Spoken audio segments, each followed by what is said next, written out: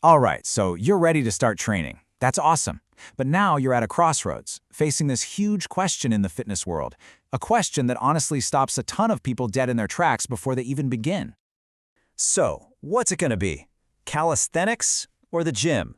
I mean, think about it. One is all about mastering your own body weight, maybe out in a park. The other is about engineering your physique with cold, hard iron. Look, both paths can get you amazing results, no doubt about it, but they are not the same. They're built for different people with totally different goals. So let's break it all down and figure out which one is the right fit for you. Okay, first things first. Before we can have a proper showdown, we need to know who's in the ring. Let's define our two fighters. So let's get down to the core philosophy of each. Calisthenics, that's your raw, kind of primal training. Your body is the gym. It's just you versus gravity, you know? You're mastering these super cool, complex movements and building strength that actually works in the real world. Then you've got the gym, and that's more like a construction project. You've got all the tools you could ever want, barbells, dumbbells, all the machines, and they let you isolate and build specific muscles, basically engineering your body piece by piece. All right, let's get this thing started. Ding ding, round one, the price. And let's be real, for a lot of us, this is the big one. This can be the make or break factor right from the start. And boom, right out of the gate, Calisthenics lands a huge punch. The cost? Zero. Zilch. Nada. I mean, gravity's free, right? It doesn't charge you a monthly fee. You can do this stuff in your living room, at the park, literally anywhere. It's totally 100% free to get started. Now, the gym, that's a different story. You're looking at a monthly membership, right? Could be $40, could be over 100. It all depends on where you go. Now, don't get me wrong, it could be an amazing investment in yourself, but it is a commitment on your wallet. So, the takeaway from this round is super simple. If money is your main concern, Calisthenics wins. Hands down, no contest. Okay, so money's one thing. But what about just starting? You know, what's it actually like for a total beginner? That brings us to round two, the start. How easy is it to just walk in and get going? And this is where things get interesting, because here's the secret challenge with calisthenics. It might look simple, but from the very first day, you're trying to lift your entire body. There's no easy mode. There's no lightweight setting. Trying to do your first real pull-up, or even just a few good push-ups, it can feel impossible. It's like jumping into a video game on the hardest difficulty setting from the get-go. And that is why the gym is pretty much heaven for beginners. You can grab a dumbbell that's just a couple of kilos. The machines literally guide you through the movement, so it's really hard to get it wrong. You just pick a weight you can handle and you're off. You feel that progress right away. And those quick wins, they are so motivating. Psychologically, that's a huge deal. Getting those little victories early on is one of the best ways to build a habit that actually sticks. Okay, time for the main event. This is what you really want to know, right? Round three, the results. What are you actually going to look like? What kind of strength are you really going to build? And look, this is where it all comes down to your goals. What do you want?